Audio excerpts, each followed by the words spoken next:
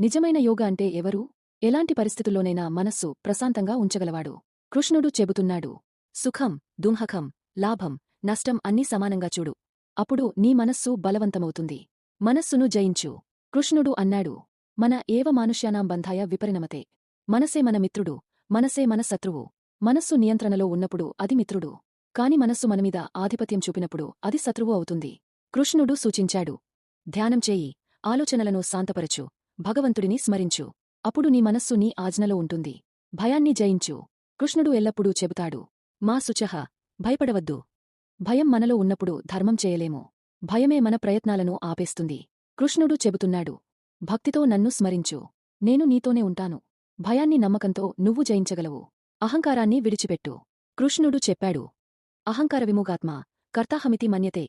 అహంకారంలో ఉన్నవాడు నేనే చేశాను అని అనుకుంటాడు. కాని ఆ శక్తి నీది కాదు. నీ శ్వాస, నీ ఆలోచన, నీ కర్మ ఇవన్నీ దేవుని కృప.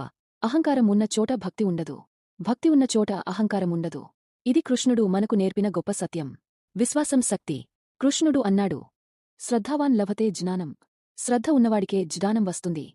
దేవుడిపై, నీ పనిపై, నీపై నమ్మకముంచు. నమ్మకమున్న చోట దారి కనిపిస్తుంది. నమ్మకం లేని చోట చీకటి ఉంటుంది. కృష్ణుడు చెప్పినట్టే. నమ్మకంతో మొదలుపెట్టు, నమ్మకంతో నడువు, నమ్మకంతో విజయం సాధించు. సమయాన్ని గౌరవించు. కృష్ణుడు కాలస్వరూపుడు. అతను అన్నాడు. కాలోస్మి లోకక్షయకృత్ ప్రవృద్ధః. అంటే నేనే కాలం. కాలం కంటే బలమైనది ఏదీ లేదు. ఒక్క క్షణం కూడా వృథా చేయొద్దు. సమయం దేవుడే. సమయాన్ని గౌరవించేవాడే జీవితాన్ని జయిస్తాడు. ప్రేమ శక్తి. కృష్ణుడు గోపికలతో ప్రేమను పంచుకున్నాడు. ఆ ప్రేమ భౌతికమైనది కాదు, దైవమైనది. ప్రేమ అంటే స్వార్థం లేకుండా సమర్పించడమే. రాధాకృష్ణ ప్రేమ భక్తి యొక్క పరమరూపం. కృష్ణుడు చెబుతాడు. ప్రేమ ఉన్న చోటనే దేవుడు ఉంటాడు. ప్రేమే పరమార్థం.